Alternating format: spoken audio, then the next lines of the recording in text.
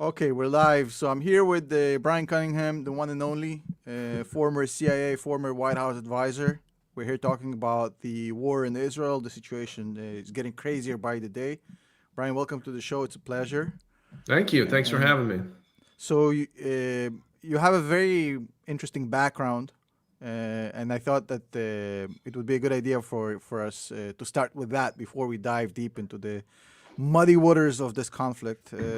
So can you share a little bit of your very exciting life story before we dip our toes in the conflict?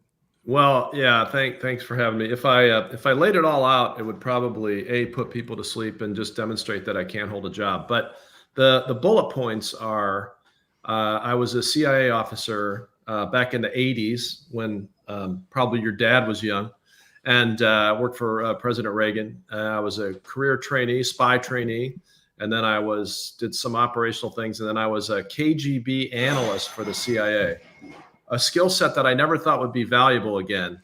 But all of a sudden, I think it is Yeah. valuable. And luckily, those muscles, they don't leave you. You can turn them back on over time. I went to law school. I was a screenwriter. I went to the Iowa Fiction Writers Workshop, done a bunch of stuff in Hollywood, including the CBS show Hunted, which is pretty good, pretty entertaining. It's a It's show a good show. they'll never produce in Russia because Putin would say, "What? Someone doesn't get caught?" Right? You couldn't do the show there. And then my day job right now really is I run a cybersecurity institute at the University of California, Irvine, practice cybersecurity and data protection law. Still doing some Hollywood stuff. Got a couple of films I co-produced that are coming out. And now I am deep down the rabbit hole of Twitter Spaces. That's my latest foray into things. Oh, and So so I was the deputy legal advisor for Condoleezza Rice and the National Security Council when she was the national security advisor. So under Bush 43, and then under Clinton, I was a CIA officer almost his entire administration. And at the end, I served as essentially the chief of staff to the chief operating officer of the CIA. So I like to think of myself as a militant centrist and entirely nonpartisan. that's a that's a cool resume right there. Uh, It hasn't been dull. No, I just want to give a shout out to everybody who joined us today, and it's going to be a very interesting conversation. Bryan, I want to start first of all with you've seen everything, right? Reagan days was the collapse of where I came from, which is the former USSR. I want to ask you about that particular time. The Russian narrative, and we'll get to the war in Israel in a second, but I think that's really important here. The Russian narrative is that the post collapse of the USSR was completely mishandled by the United States. The NATO expansionism arguments and basically kicking Russians when they were down, et cetera, et cetera. Now, from in hindsight, from a policy perspective, would you have done this differently if you were calling the shots? Well, interestingly enough, and I'm not making any ties here, but interestingly enough, the Cold War ended, the first Cold War ended during the 3 years of time over a 20-year period when I was out of government. So I was in law school during the entire Bush 41, George H.W. Bush administration. Of course, my future boss, Condoleezza Rice, at the time was the senior director for Soviet and Russian affairs at the National Security Council. And even though I wasn't there, obviously I've studied that period. I think they did some things really well and they did some things not so well. I think the way that the Bush administration managed the collapse of the Soviet Union was pretty masterful. And we had this whole time period where the wall was literally coming down brick by brick, and you had to convince other European countries to take the refugees. You had to manage what happens next in Germany. You had to deal with Ukraine and their nuclear weapons and what happens with that situation. And I think most of it, I'd give them an A+. It was a kind of an unprecedented set of policy challenges, and I think they did pretty well. The expansion of NATO is the one area where I think at the time I would have agreed with what the U.S. government did and what NATO did. And I think I still agree with it, but it obviously had some consequences that would have been foreseeable if the US government would have had the imagination to think that after almost a century of communist rule, the people of Russia would, within a decade and a half, turn away from freedom and back towards authoritarianism. That's the leap of imagination you had to have made to understand that this was going to be a problem in the future. And honestly, I don't fault them too much for that. I actually did a fair amount of business in Russia during the time sort of before Putin really ascended to his full power. I did some cybersecurity work there, if you can imagine. And, it was a pretty hopeful time as I observed it. I don't know how your family felt about it, but then it just all went to shit. And maybe the US government should have anticipated it, but in 1993, 94, 92, 91, I don't know how you could have seen it coming. Look, the 90s was a complete mess, and the speed at which they gave it all away and went back to an authoritarian dictatorship is kind of insane when you think about it. But well, let me ask you a question about that, and then I'm going to plug my podcast in a minute. But as a Russian and someone who had family, I assume, throughout this time period, there's a kind of a narrative that's emerged in the West that I don't necessarily subscribe to, but I'd love to hear your thoughts on it. That after so many years of being under a dictatorship, that when the Russian people were given all at once, all this freedom, this brought a lot of anxiety with it. And at some point, with the crime on the rise and all these sorts of things, the Russian people just decided, you know what, we like it better not to have to make all these decisions. Now, I don't necessarily buy that, but I'd be curious to what your thought is. That's a fair question, and let's start with plugging your podcast first. So before we move on, I want to make sure everybody goes and checks out your podcast. I'm going to put it on the screen right now. It's called the Hidden History Happy Hour. It's a wonderful piece of content, and I suggest you guys check it out. We're going to plug it again at the end of the show, but if you're a history fanatic like me and Brian, you definitely want to check it out. Yeah, thanks. So that's basically what we do on the show. I have a British co-host, and we tell obscure stories from history while drinking the alcohol that we think our characters would have drunk. So on occasion, things get a little loopy towards the end. So we've done this all for the last year and a half, and we didn't really anticipate when we started this humorous show that we would be in such a frightening, non-humorous period of history. And so I almost hate to plug the show, but on the other hand, if you can't laugh every so often, you're going to go crazy. Yeah, I think one of the things we as humans tend to do is take ourselves a little bit too seriously, and I completely agree. Absolutely. It sounds like a fun show. I'd love to jump on one day. Absolutely. So as far as your question, the answer is actually quite simple and a little bit different than what you would expect. So it's always the economy. It's always the economy. So people want to get paid, they want to have a good life, and they want to be live the middle class dream, right? Yeah. And it has nothing to do with the fear of choices or fear of freedoms. Like, that's the American way of looking at it. You Westerners, you look at this and you say, oh yeah, no, it's not about that. The thing is that what happened is that people went from a situation where they had little, but everybody had the same amount of little, and that little was enough to get by, and everybody were driving the same shitty car. There was like one Zhiguli car, the Fiat 127s. Everybody had the same crummy apartment. But everybody had enough to kind of. There's no homelessness. There's no like extreme poverty. Everybody was living the same shitty lifestyle. Once the USSR fell apart and the capitalism took over, in capitalism you have the people who get very rich. You have the people who kind of float up in the upper middle class, and you have people who suffer. That's never capitalistic system. And what happened in Russia is that most of the people didn't have the skill set to survive in the cutthroat environment. And most of the people were suffering. It's like, oh, we miss the times where we had security and we had like a job. And okay, so we weren't making enough to be millionaires, but we had like this comfort. And when you walk down the streets in Russia in the 90s, people were like begging for the USSR to come back just because of that. So it's always the economy. It's always the economy. Yeah. It's not about missing Russia. Like you say, oh, people miss the pride of being. Nobody gives crap about the pride of being Russian. It's all about the economy. So when Well, Putin came in, that's exactly what he did. Like if you look at Putin's survivability, it's not about the honor of Russia. It's about the fact that he brought them from the brink of hell back, and he basically rebuilt the economy. That's the only difference. The way he did it, I mean, there's a lot of crazy stories. You want to go down rabbit holes, you check out Yukos, yeah, which was Yukos is a great story where he literally just nationalized a massive oil company by pretending not to do so. yeah, yeah. So the crazy stories from that era. Yeah, interesting. Well, just one fun fact. So, first of all, I'm really glad you addressed that because I don't buy the narrative that I laid out, but it's good for Yeah, people to hear the other side. But here's a crazy story, a historical echo. Are you familiar with the film The Hunt for Red October?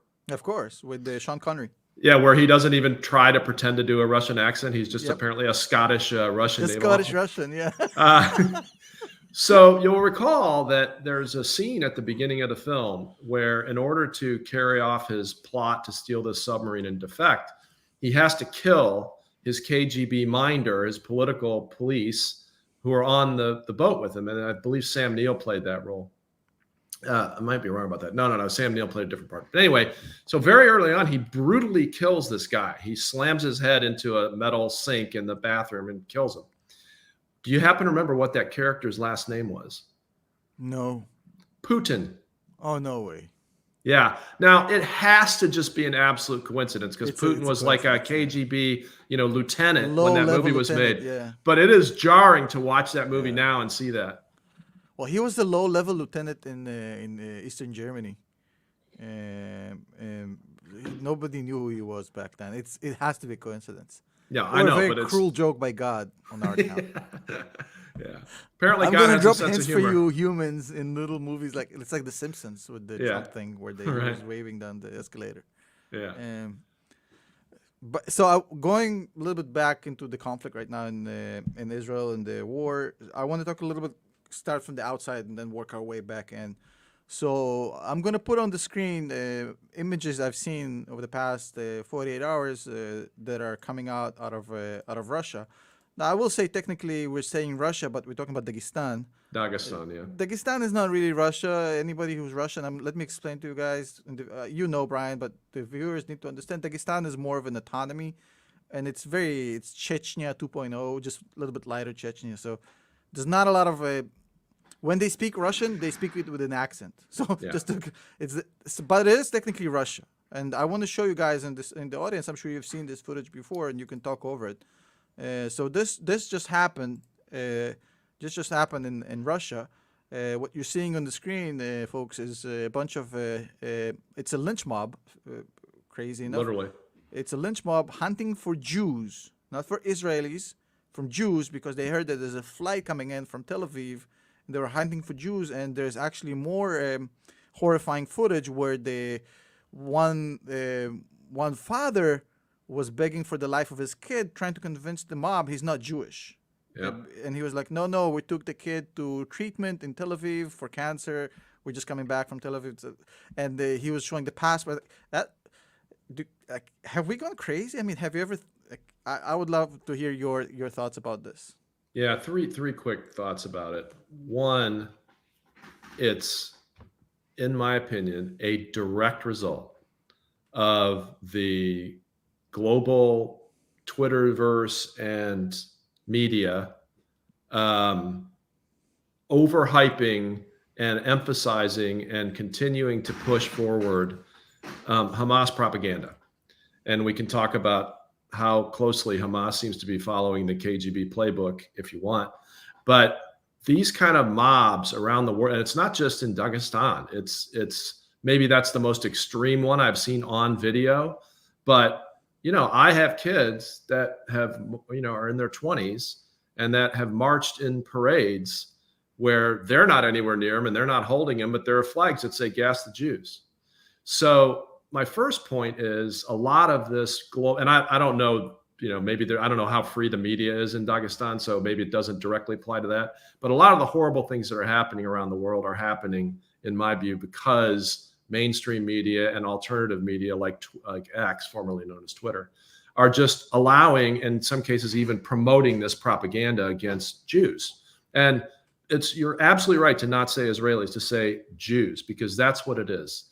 So that's thing one. Thing two is I remember being about 11 years old, maybe 10, and I got my hands on my dad's copy of a novel called War and Remembrance by Herman Wouk, which is it's actually still a very great thing to read about World War II. And it's a novel, but it's very carefully researched and historically accurate. And that's where I first heard about the Holocaust, or as I'm starting to call it now, the original Holocaust.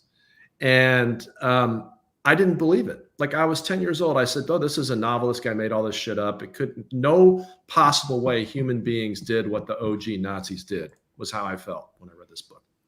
And we're seeing this emerge right before our eyes. I mean, I don't want to be alarmist about it. I'm not saying there's going to be a Third Reich with, extermination camps all across Europe soon. But the degree of virulent, murderous, genocidal anti-Semitism is so close to the surface, is what we're learning now, that it doesn't take much to make it all explode. That's thing two. Thing three is, I wonder what you think about the possibility, and again, I don't know much about the internal dynamics of Dagestan. Do you think this could have happened spontaneously, or do you think there was a covert action involved? Oh, that's a great question. That's a great question. And okay, so I don't know. I don't have the inside track on this. So Dagestan doesn't really have its own kind of media. They consume the usual Russian channels. There's like 3 or 4 of them that are mainstream Russian channels. That media is 100% controlled by the Kremlin. Right. Make no mistakes about it. It's been for a long time, especially after the Ukraine war, where the final step of taking over the media in Russia actually, the 5% of freedom they had was basically eliminated. So they don't have their own media, so they consume Russian media. That's number one. So Russian media has been very pro-Palestine, pro-Hamas. Right. As you know, they had a story today where one of their reporters went down the metro, the Hamas metro in Gaza, and they were giving him a tour. So they've been very pro. But by the way, sorry to interrupt. Very strange that while Hamas is convincing the world media that they have no fuel, no water, no electricity, that looked pretty posh down there. Well, it's another topic. So look, this is I'm gonna address the two things from the way I understand it. Number one. Look, there's always a chance this was spontaneous, because Dagestani people are, by the way, lovely people, but they're very passionate, they're very emotional, and the way kind of, if they're your friend, they're your best friend forever. They'll do something for you at 2 a.m. if you need their help, but if you're their enemy, they will cut off your head, literally. Yeah. So they're very, very passionate people, and I don't hold that against them. It's just the culture, right?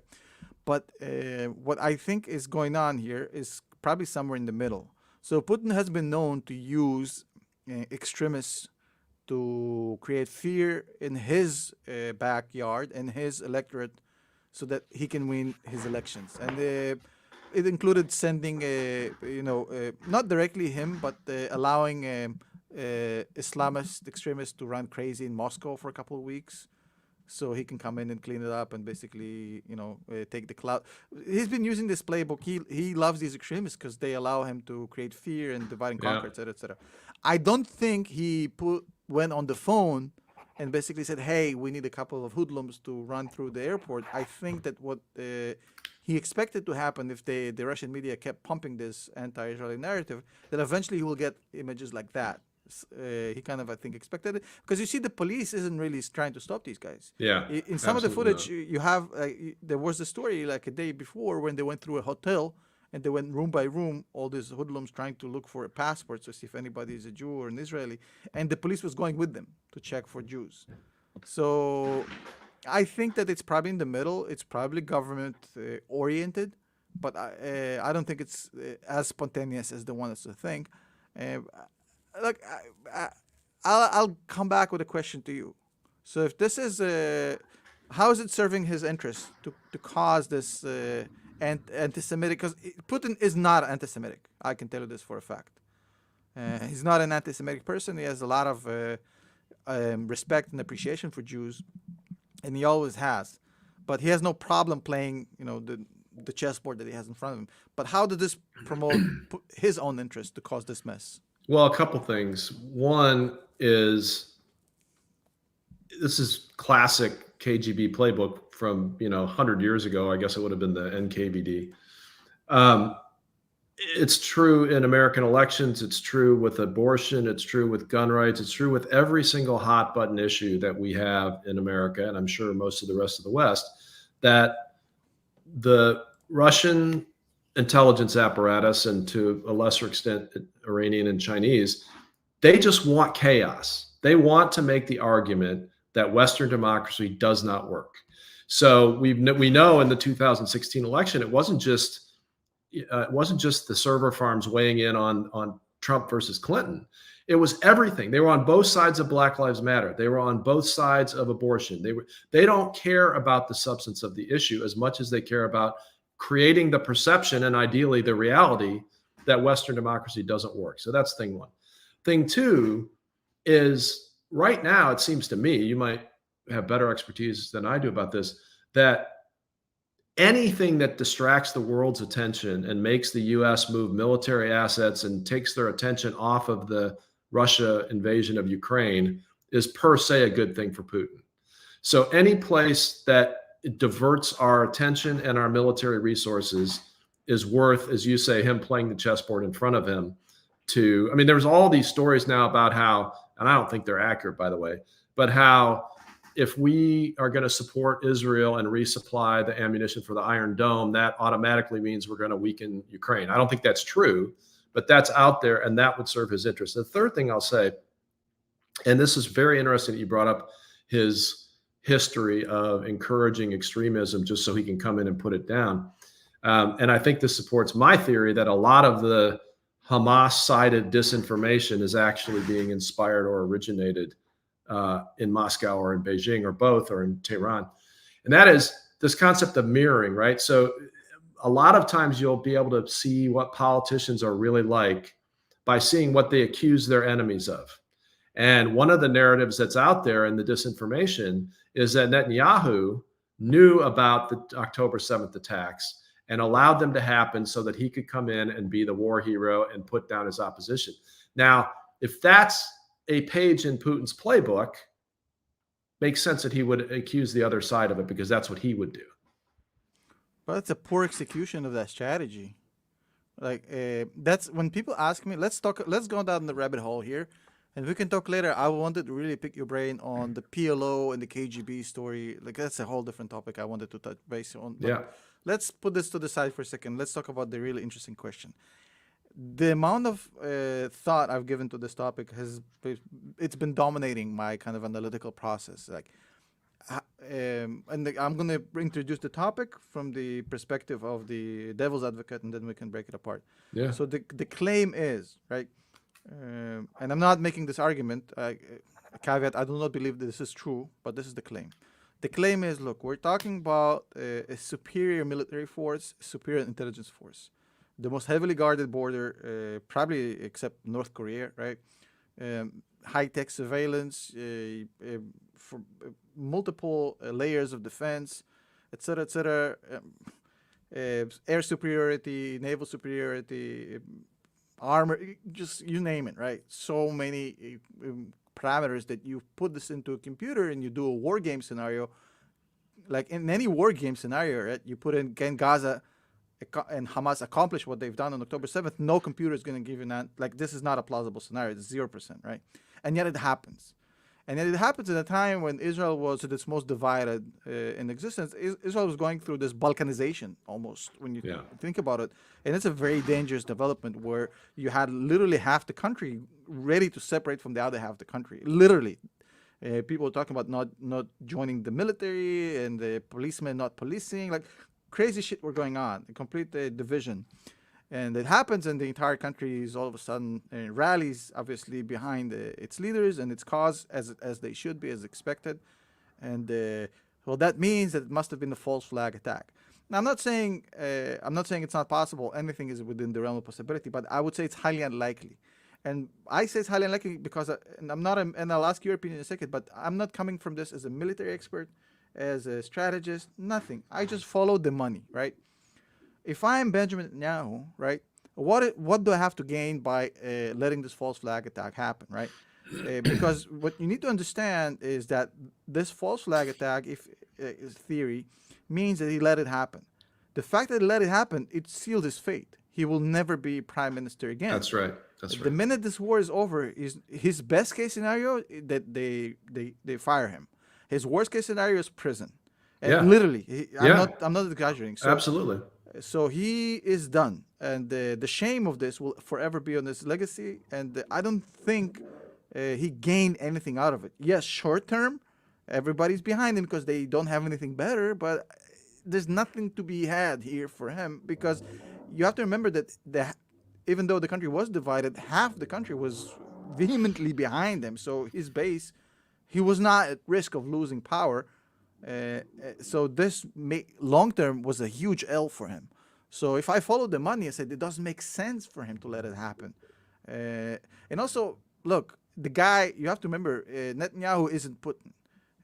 Yes, he's a cold operator, but he's also a soldier, and he's a decorated soldier, and his He brother lost a brother. Yeah. lost a brother in the Entebbe operation. So I don't think Benjamin Netanyahu as a person would, even though you say politician, he's not Putin. He wouldn't be okay with killing 1,500 Israelis.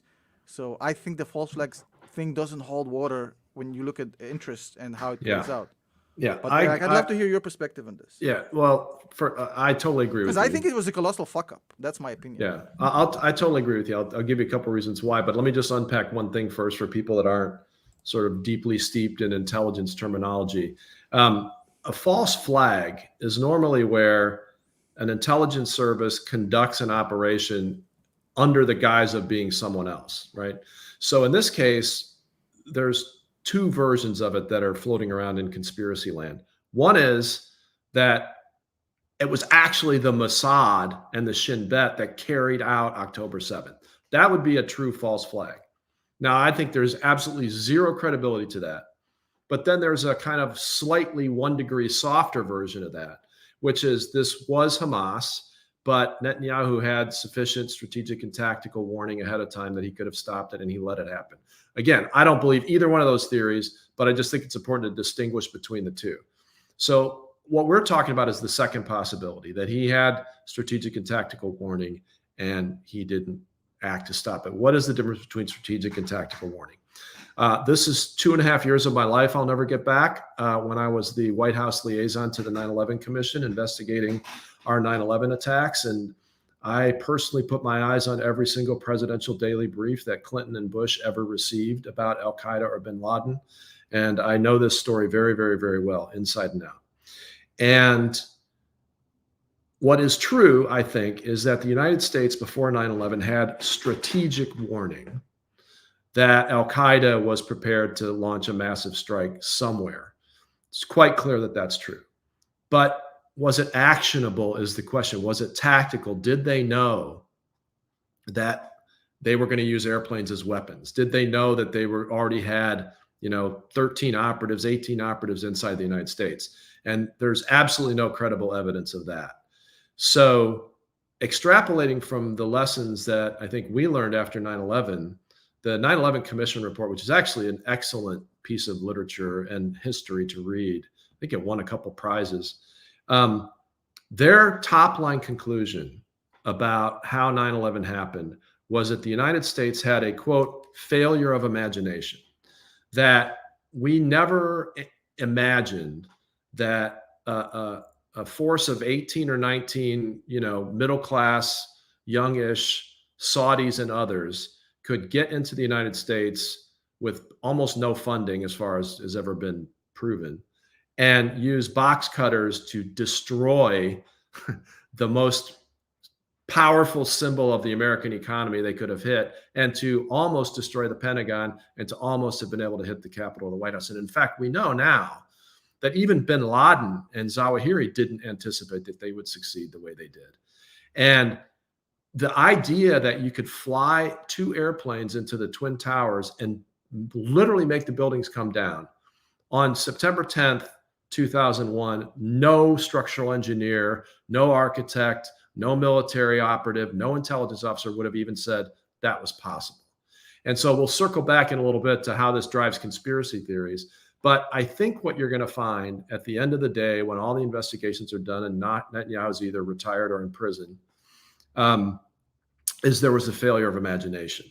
There was strategic warning, and I don't disregard the possibility that Egypt told their Israeli counterparts that something was coming, but they never imagined that you could train that many terrorists, hundreds of yards from the fence line in Gaza and get them into the country and do this. I think it's a colossal intelligence failure and fuck up, as you do, but I think that's what it's going to turn out to be, is if they would have put it into their own minds that this could be done, there would have been enough intelligence floating around. They could have put the pieces together, but I don't think there was that level of imagination to have allowed them to do that. That's what I predict is going to happen. The other point here that supports what you're saying is the media and the freedom of media. So false flag attacks in Russia, even post in USSR definitely, but in the post USSR Russia happen all the time. And Putin is a masterful false flag creator. The reason they work in Russia is because you can compartmentalize and keep things quiet, because there's no actual free media, and the penalty for sticking your nose when you're not supposed to is literally a heart attack. And there's a lot of these heart attacks going on. So yeah, a lot of people falling out of hospital windows lately. Yeah. So there's a lot of, so it's easier to do in Russia. I'm not saying it still comes out, all the false flag, we know about them, but it doesn't come out on the public stage because he controls the media and he controls the system with a very, very definitive strength. In Israel, you have to understand the political landscape and the media landscape. So the media has been battering Benjamin Netanyahu, much like Fox is battering Biden, right? So the media has no restrictions. In fact, they can't stand Netanyahu. Well, certain outlets, they can't stand Netanyahu. In fact, I would say more than half. So, and they're really good at digging up dirt about him. And the system is so talkative, even to its Israeli soldiers, generals, and intelligence officers. They talk way too much, to their detriment, by the way. So there's so much chatter, there's so much media, there's so much politics. There's none of this. He doesn't own the system. So if this was like a false flag, and more than one person knew about it, we would already known. There's so much. You need USSR or Russia or North Korea. You need a place like that for this to work. It doesn't have. That's why I'm saying in the U.S., people still believe, like there's a lot of people, you wouldn't believe how many of them, 9/11 was an inside job. Yeah. So. Well, and let me just tell you a quick anecdote about that. And then, as I said at the beginning, it's, we're in very serious times and we're talking about something very serious, but sometimes a By the humor. way, the U.S. leveraged 9/11, in my opinion, as anybody would have. Much like in Israel, they're leveraging it to fix certain mistakes of the past. Make no mistake about it. But I don't think it was intentional. Well, let's circle back to that. But I want to just say two more things about this tactical surprise that Israel suffered. One is on the failure of imagination front. If these reports are true, that a lot of the plotters of October 7th used the hardline telephones that are inside the tunnels. Yep. Obviously, people are going to say, especially conspiracy theorists are going to say, you mean to tell me that the Mossad and the Shin Bet doesn't know how to tap a phone? And the answer to that, of course, they know how to tap a phone. But here's where the failure of imagination comes in. They probably thought that they had such complete signals intelligence coverage, and that most Hamas fighters, terrorists, are under 30, under 40 for sure, and nobody's going to be using a landline telephone. So that's an example of where I think a failure of imagination might turn out to have been part of the explanation. But the quick story I want to tell you about conspiracies, and I agree with you, by the way, that's another reason I don't think this was an inside job or a false flag, is that no way you can keep a secret like that in a country like Israel. Absolutely no way. And Netanyahu, of all people, would have known you could never keep a secret like that. So on the night before the 50th By the anniversary way, of I the want to show you something, Brian. Yeah. You want to see this? Yeah. It goes to your first point. Yeah. 100%. I didn't know about that, but that's a very important point. They literally say in the article, they said, oh, it's a waste of time. Yeah. No, exactly. Go ahead. Sorry. Right. So I was on the night before the 50th anniversary of the Kennedy assassination, 2013. I happened to be on a panel giving a talk in a major American university, and it was supposed to be just about government secrecy in general. But because it happened to have been occurring on the night before the 50th anniversary, it immediately devolved into people talking about, did the CIA kill Kennedy, right? And I was a known CIA officer. It was in my bio. It was announced. So I come off the stage, and a bunch of people are lining up to ask questions, which is fine. I always do that. And a student at the university comes up with his dad, who at the time seemed very old to me, but he was probably like in his 70s. So that doesn't seem as old as it used to.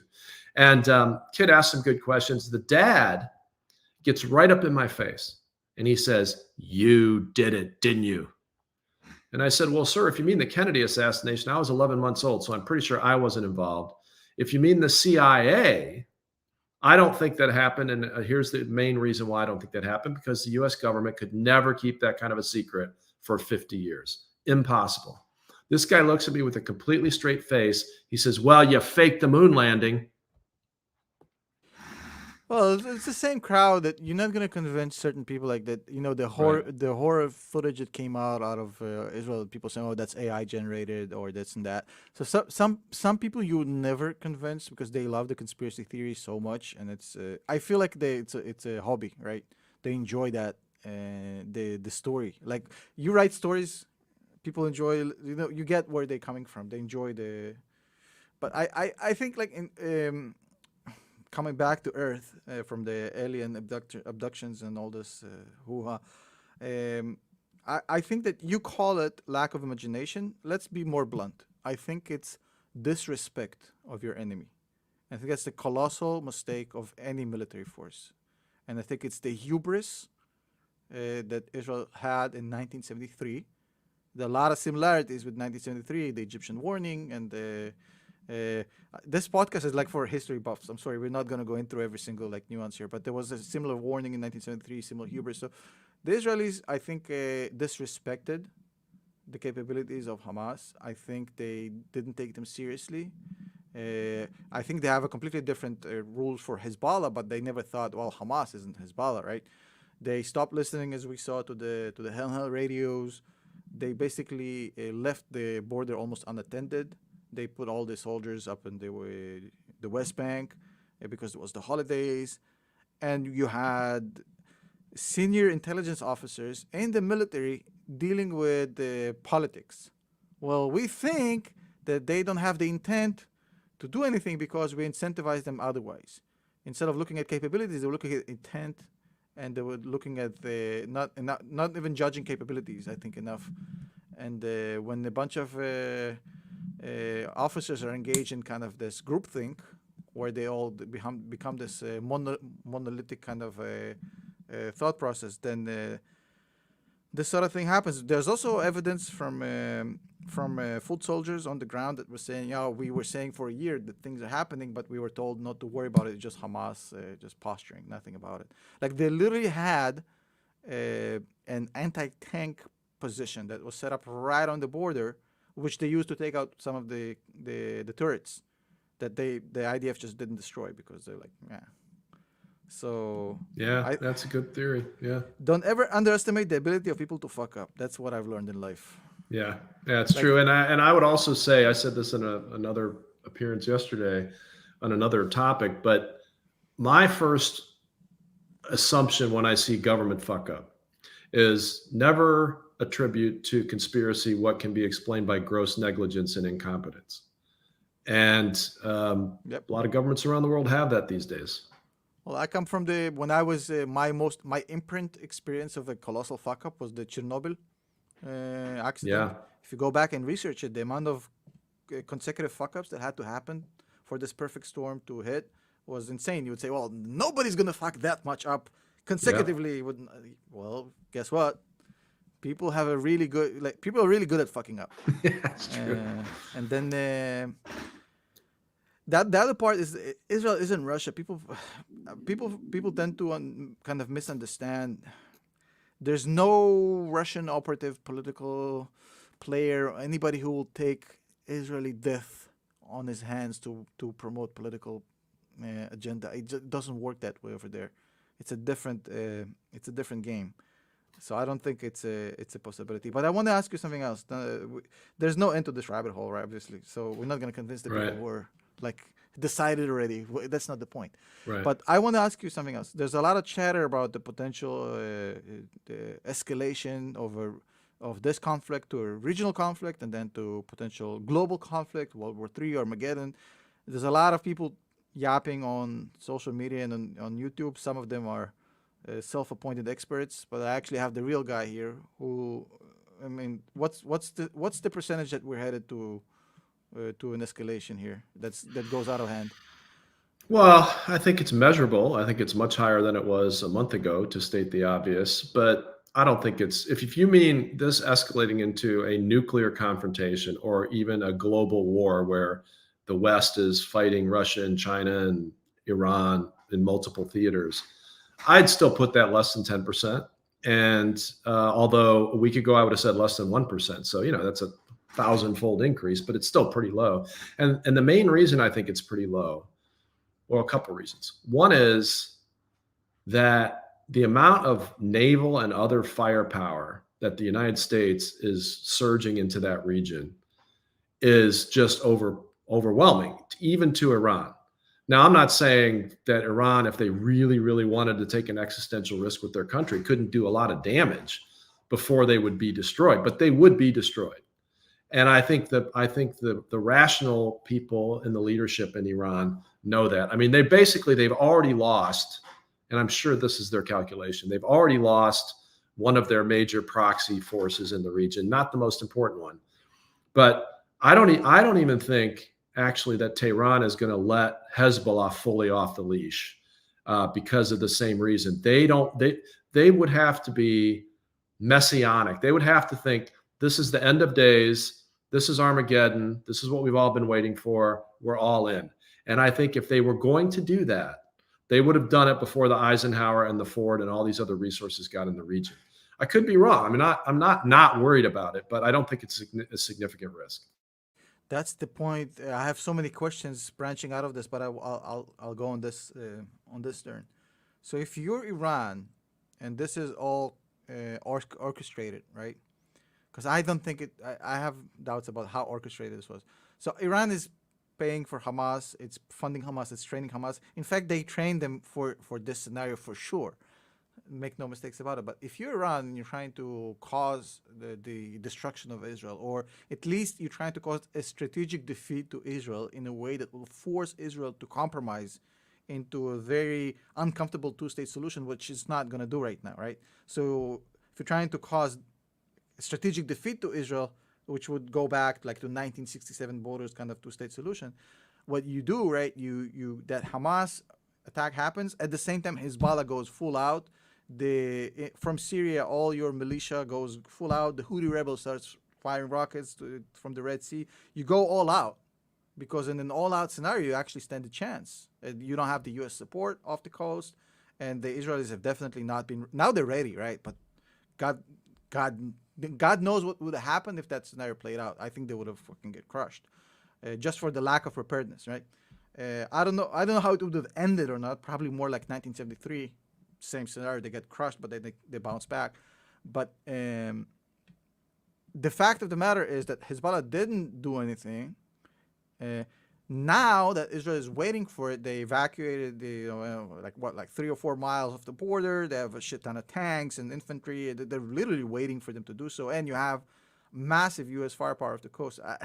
At this point, you're right. It's that commercial? That's a lot of damage. I forgot how it's called. The guy with that slaps the stickers on the. I forgot the name. Right, I can't remember either, but I know what you mean. That's a lot of. It's going to cause a lot of damage, but it's not anything that strategically is going to lose the war. Yeah, you're going to take out infrastructure. You're going to cause a lot of pain. You're going to kill a lot of civilians, but you're not going to change the way the war scenario is going to play out with the U.S. Off the coast. And, It's, and I think there's another factor here, which is, I think, vitally important. And that is, to the extent that Tehran orchestrated some version of what happened on October 7th. And I think it's inconceivable that they didn't have some forewarning, because you know that their intelligence services have Hamas completely penetrated. But to the extent they knew something was going to happen on October 7th and they trained people, I don't think they expect them to be anywhere near as, air quotes here, successful yep. as they were. So I think that caught them by surprise, just like bin Laden and Zawahiri had originally planned on 10 airplanes because they didn't think they could do enough damage with 5. Yep. And they overachieved, so to speak. Yeah, I'm convinced of that. But I think Iran's strategic objective in funding, training, green lighting, whatever they did about October 7th, was to derail Saudi Arabia from reaching an Abraham Accords agreement with Israel. And for a few days, it really looked like they did that. But I think now there's a lot of chatter out there. There's some evidence that the peace discussions are actually back on between the Saudis and the Israelis. And at a minimum, the Saudis are cooperating with the United States on anti-air and other things. So I think Iran would have to be calculating now that the more they escalate the conflict, the more likely they're going to force the Saudis right into bed with the Americans, which is their worst nightmare strategically. So I think that's another reason to believe that Tehran will not intentionally escalate. Now, like all wars, the real risk here is unintentional escalation. Yep. That can always happen. Yeah, and you know, these Houthis firing strategic type missiles, ballistic missiles, you know, that all it takes is for one you know, US Navy sailor to have had one too few cups of coffee, and you've got another passenger airliner shot down, or you've got you know, a mistake basically, or even a mistake by the leadership in Iran. Those are the scenarios that scare me. It almost happened in Syria when the Russians gave the Yahoos over there S-400s, which is I don't know why they just don't mend them themselves, but they gave the Syrians the S-400s. They tried to shoot down one of the Israelis F-15s or 16s, and they accidentally hit a Russian passenger plane. That's like that could have been a war, but Putin de-escalated that. But that's an easy scenario, like you mentioned. You can really escalate quickly. Well, there's a theory floating around, which I don't think I believe, but I don't find it zero possibility, that Russia is willing to trade greater firepower to Hamas in return for their hostages, the Russian hostages that they're holding. And the thing that keeps getting talked about is manpads, you know, person portable anti-aircraft systems. Yeah. I'm not prepared to believe that, because one, I don't see how they could successfully smuggle them in right now in the conditions that the world is. But more importantly, they don't want Hamas sitting around with manpads, because it could just as easily be a Russian passenger or military aircraft shot down as an Israeli one. In fact, it's probably more likely, because the Israelis are going to be deploying tons of countermeasures around all their planes. Look, don't forget they've been flying in Syria for years with top-of-the-line anti-air. They have really top-of-the-line there. It's and they've lost one plane in what I think 5 years. So there's no, you'd have to smuggle it through Egypt and then through the tunnels. And the Egyptians they basically now they have to take it seriously. There's definitely blame on the Egyptians and all the smuggling that happened, because that's a whole different story. But I want to branch out to another question here. So again, I'll just say it quickly. No disrespect to anybody, but Shiite Iranians view Sunni Hamas as disposable Dixie cups. They could not care less. They have zero issues about the Hamas getting creamed. They don't care. They'll say the right things. They'll talk the talk, but they'll do diddly squat to help them. And that's why you hear By the way, on Arab media, Hamas is basically screaming, "Oh, Hezbollah, you betrayed us," blah blah blah blah blah blah, because that's the real conversation. Hezbollah is a whole different story. Not to mention that number one, Hezbollah has more independence, uh, and they have custodianship over a whole freaking country that they're trying to keep together, which is barely holding on by a thread. And we know what Israel is going to do to Lebanon should Hezbollah start shit. Number two, for Iranians, it's kind of a you blow your load and that's it. Like Hezbollah does its thing, they wreak havoc through Israel, but then they're dead, just like Hamas. So you lose that strategic threat that Iran has, like over Israel right now. So I don't think they want to pull that. Yeah, they lose both their proxies in the same war. I just don't think they would risk that. But again, miscalculation, who knows? You may know. I don't know anything about what infighting there might be with the Hezbollah leadership, whether there's some, military commander who wants to run the place and he decides the best way to do that is to launch a major attack on Israel. I don't know. All kinds of crazy shit could happen. I don't think that. I think there's limited flow of information to the top because I don't think Nasrallah has left his bunker in years, so he's being fed. So, different question. So pivoting away again, we're going to leave certain questions open because we obviously don't have all the answers. Have you seen the great speech by President Erdogan or Erdogan? I never know how to pronounce his fucking name. But did you see the great speech, the Ottoman kind of empire revival thing that he has going on over there? I haven't watched it, but I've heard a lot of people talk about it. Throw it up there. That's an interesting cat right there. I mean, talk about a guy who can play a weak hand of poker. He's really pulled it off. If this is the speech where people are saying it suggests that he may put Turkey's military in this situation somehow, I don't believe that for a second. I can tell you why in a minute. So, yeah, I would love to hear your take on this. So, this is the speech, and in this speech, he basically says, Israel, you're a war criminal. Hamas, we support you. The Ottoman Empire is back. We're going to take back Greece and Cyprus. Crazy, lots of crazy talk, and basically insinuating that Turkey is going to get involved in this to protect. And they'll get Spain and Portugal back too, right? Yeah. Some NATO members actually, but that's a whole different. Well, that's my point. This guy is crafty and he's dishonest and he's changes his stripes whenever he has to, but I don't think he's an idiot. And Turkey gets a ton of benefit out of being a NATO member, and it's pretty hard to get kicked out of NATO. But one thing that will get you kicked out of NATO is attacking another NATO member. So I do not take this very seriously. What I do take seriously, though, is this is another example of an irresponsible person, in this case, a politician, not a media person, not a person who runs a large space on Twitter, shall we say, essentially just for very cynical, personal, political purposes, setting the world on fire. And I could not possibly have less respect for that. I made a video. I'm sure you're going to watch it now that you've done the podcast. I made a video breaking down why I think Turkey isn't declaring war on Israel. But I think the more interesting question is not why it's not going to declare war, is why he's doing that. So you have to understand internal Turkish politics. And I'm a geek, and I like to dig into things that people don't care about. But you have to understand Turkey. Turkey is in a pickle. So Turkey should not have inflation problems at all. They're a country with a great economy, and yet their policies have been completely moronic. Mainly the refusal of said Erdogan to raise interest rates whatsoever because of religious reasonings, letting inflation balloon all the way to 80% last year, currently at 60%.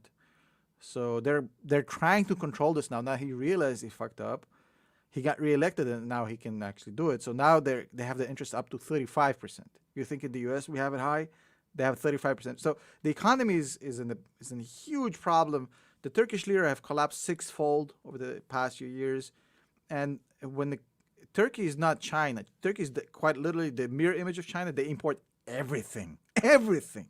So for a massive importer of energy and goods, when your currency goes from 18 cents to 3 cents on a dollar. So the Turkish have really no money to pay for this war know the need. But what I tell you that what I think he's doing, and he's very smart, and he's been doing this through his entire career. He's playing on this nationalistic sentiment. Oh, the Ottoman Empire! Remember how great we used to be?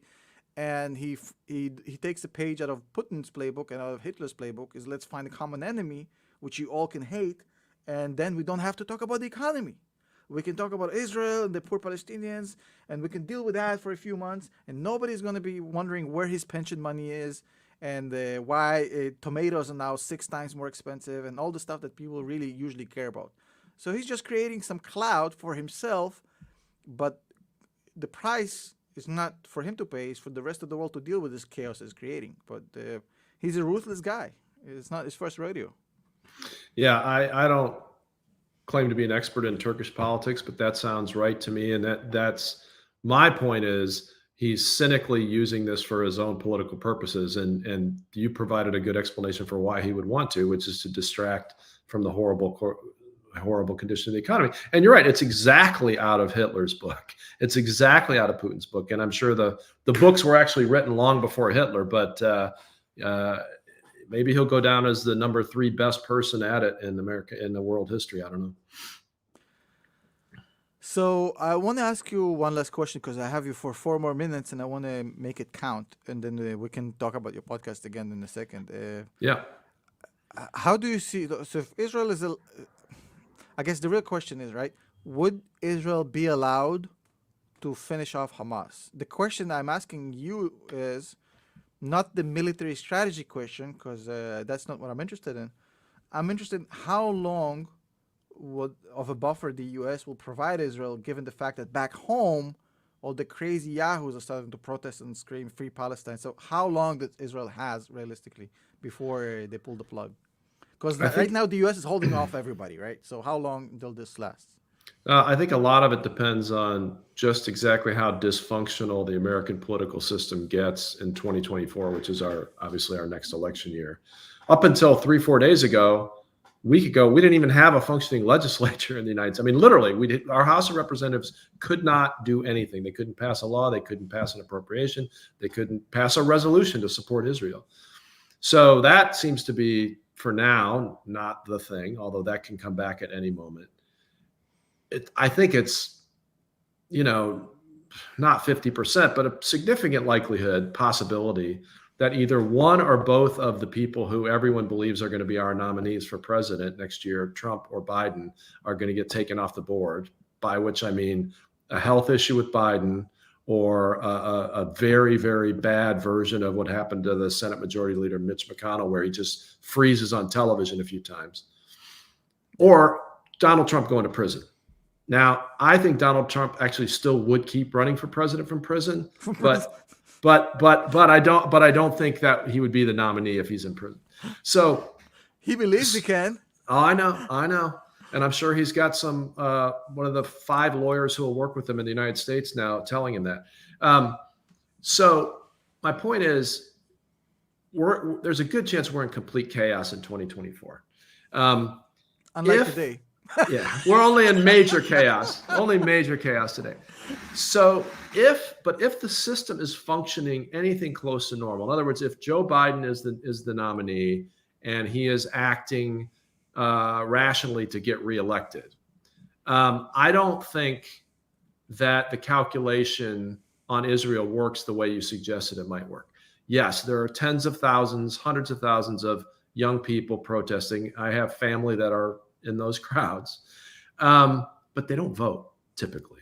And Biden knows they don't vote typically. On the other hand, he's got enemies on the right and enemies in the center of the Democratic Party who will pounce on any significant evidence that he is preventing Israel from winning the war. So I think if we're in a rational period politically, the president will not publicly, significantly try to stop Israel's ability to win against Hamas. And I say that for one very simple reason. One, it would be highly against Biden's reelection chances. And 2, we would have done it already. What we're not going to do is let all the bombing happen, suffer all the bad publicity around the And not world and finish all off the rights, Hamas, yeah. and then not do the job. I don't see that. Because you want to take away one of the legs, right? So Iran is standing on proxies, right? Imagine like a chair, right? So you want to kick off one of the fucking legs, so they're more wobbling, right? So now they have the Houthis and the Hezbollah, but you take off one of the weak. You take the weakest leg, okay, that's okay, but you still kind of you want to get the. Yeah, I get what you're saying. It's actually I haven't thought about it. It's actually a good point. I think there's also a much bigger geopolitical game afoot here. Not to mean, I don't really mean it's a game, a thinking process. Yeah. Because, I don't agree with Biden on a lot of things, and some of his team are clowns for sure, but he's got people around him who know global politics and geostrategy. And what this administration clearly was doing before October 7th, and I think is still doing behind the scenes, is they're trying to broker an expansion of the Abraham Accords to the Saudis. And they figure once the Saudis come in, the rest of the GCC will come in. And they're doing that, I think, for two reasons. One is, once the Saudis come in, everybody comes in. Yeah. One is they think it actually would help the Middle East peace process. I'm not sure if I agree with that, but that's what they think. Much more importantly, and this is the big chessboard people have to see, it's countering the Chinese influence around the world. It's countering, to some extent, the Russian and Iranian influence around the world. Because once you have Saudi and Israel and Egypt and the region and the same team on the same team, yeah, you can counter the Silk Road. And there's a huge energy corridor you're creating there. Absolutely. The US can defend it, Israel can help defend it, the Saudis will provide it. And you're also countering Putin's ability to use energy as a weapon in Europe. So I think that the Biden political interests, meaning his reelection, and the U.S. strategic interests in this case are the same, which is a lucky thing for us as Americans. I think okay, we're not giving away any secrets here, but the Saudis and the Israelis have been best friends for a decade and a half. They've been working off the books together for years.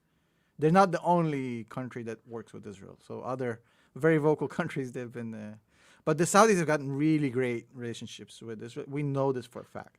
So there's a lot of posturing going on about the Palestinians, mostly because his dad actually does believe that cause, but MBS couldn't give less crap about the Palestinians. He's a businessman. He's a pragmatist.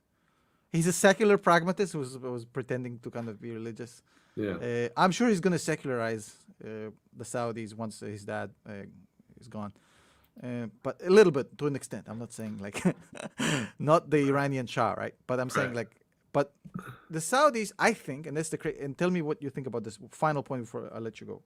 And I think the Saudis are sitting on the fence. They're saying all the right things about the Palestinian suffering, etc. And they're saying, is this Israel of 1967 or is this Israel of 2006? Lebanon embarrassment, right? Because if you guys want us on your team, part of the deal is you guys are supposed to protect us. If you can't fucking whoop Hamas ass, we don't trust you. So Saudi is sitting there saying, you better whoop their ass, motherfucker, because otherwise we're not. So it's kind of the opposite. It's not like Saudis. That's the miscalculation from Iran. It was like, they're going to beat up their Sunni brothers and the Saudis won't be able. The Saudis, MBS doesn't give a fuck about anybody. He only cares about himself, and he needs Israel to show him that they can do it. Yeah, I think that's right. I also think there's a couple of other intersections of geostrategy and politics to think about here. One is that, as we've already talked about, anything that pushes Saudi closer to the United States is a bad day for Iran. And so they've got to be calculating what the best way to avoid that is. And I think at this point, the best way to avoid that from their perspective would be to let Hamas die, but protect Hezbollah. So we've already talked about that. Yep. One other U.S. political thing I think is really important to keep in mind is the Abraham Accords were the brainchild, probably not of Donald Trump, but of Jared Kushner, of the Trump administration. And the last thing the Biden team would have wanted to do when they came in was do anything to further promote things that the Trump administration could take credit for, unless it was ridiculously existentially important. So here's an analogy from my screenwriting world. If you work on a TV project or to a lesser extent a film, and the executive at the studio that you did this for gets replaced, first thing they're going to do is kill all the projects of the last guy, because they want to be seen as, making change. And so my point is this: for the Biden administration to invested so much political and economic capital into furthering a policy that Trump can take credit for, it must really, really be important to them. And so I think they're going to do everything to protect that process. Yeah. Well, we can go down another rabbit hole about Biden almost fucked it up with the whole pariah thing. So they killed like an Iranian shill, and instead of ignoring it, they made a whole big deal out of it. That was a huge mistake, but let's not go down every single rabbit hole right here. There's plenty of mistakes they've made. I'm just saying, in this case, I think that all the motivations line up for the Biden administration not to publicly stop Israel from beating Hamas. And on that note, I want to show off your Twitter page where people can go and follow you. This is your handle. This is the page. I heard Bryan on multiple spaces. He's the real deal, as you heard in today's podcast. He knows what he's talking about, unlike some of the quacks that are running around YouTube and so-called experts. Yeah. And go follow Bryan. Underrated, underfollowed account, criminal underfollowed account. we can fix it today, hopefully. And also, if you haven't yet, I'm going to change the handle right here, and I'm going to put your podcast so we can plug that as well. The Hidden History Happy Hour podcast. If you are a history buff like me, which if you're subscribed to the channel, there's a good chance you are, you're going to love this shit. Go and check it out as well. And Bryan, I couldn't thank you enough for hopping on today, even though you had to wait for me because I fucked up the time zone and everything, and you've been super professional and super helpful, and you've opened my mind in a lot of different ways that I didn't even think about it. So thank you so much. Well, thanks for having me. It's a great podcast. I will definitely follow your podcast from now on. If people do follow me on Twitter, on X, formerly known as Twitter, at Denver Cunning, you'll get all the Hidden History Happy Hour stuff. You'll get all the spaces. And by the way, it's free. I don't take subscribers. But you'll also get a couple of new things that are on the horizon, including another weekly podcast. So stay tuned. Awesome. And hopefully we can get you back in a few weeks, assuming the world hasn't gone to full shit mode.